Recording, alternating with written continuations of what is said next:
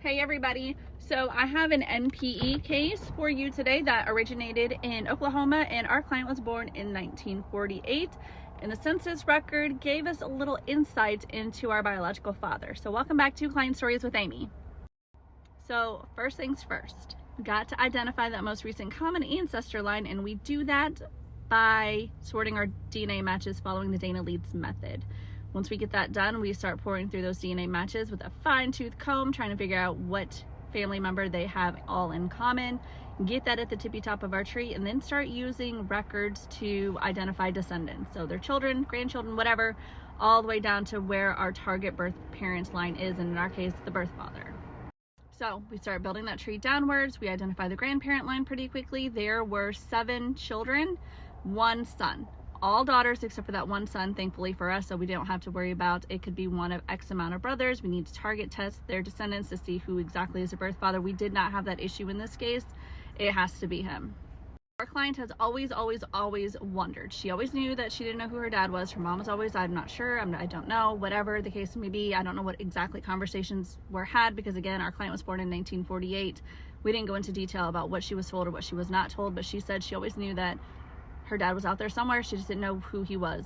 She always imagined what he looked like, what he liked, if he was a farmer, if he had a trade, if he liked art or music, if he could play an instrument. Like, she tried to wonder all of these things in her imagination, and she said, I'm tired of imagining, so I want to know who my biological father was. And we were able to give her that name. Thankfully, because of all the records and all the DNA matches, we were able to give her that name. So she didn't have to imagine anymore. The one thing is we got a little bit of a surprise from the census records. We see him in 1910 living with his parents. We see him in 1920 as an inmate.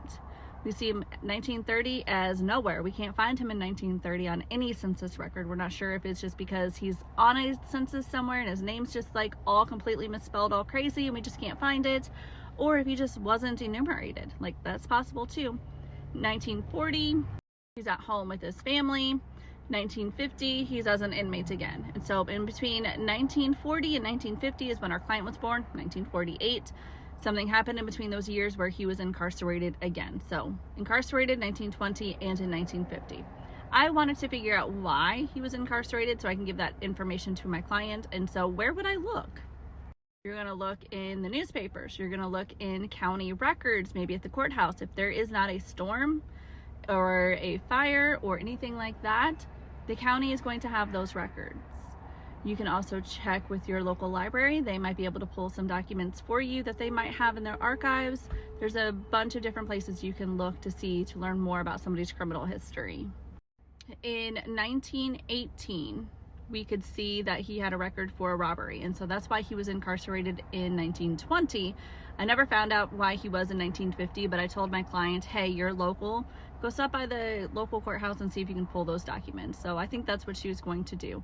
So she was able to have a name. She was able to learn a little bit more about her biological father. She was able to learn that he might have had a colored past, but she had a name. She had a family tree, and that's all she was after. She wanted to know who she descended from, who are her people, who are her family. And so we were able to give that for her, and we were able to give her a beautiful tree that was back about 4 or 5 generations, and she was pleased with that information. But that is it for today. I will see you guys later. Don't forget to hit like, follow, and share, and check out our YouTube channel for our new show, Lost and Found, No More Secrets. It's amazing. That link is up in the link tree.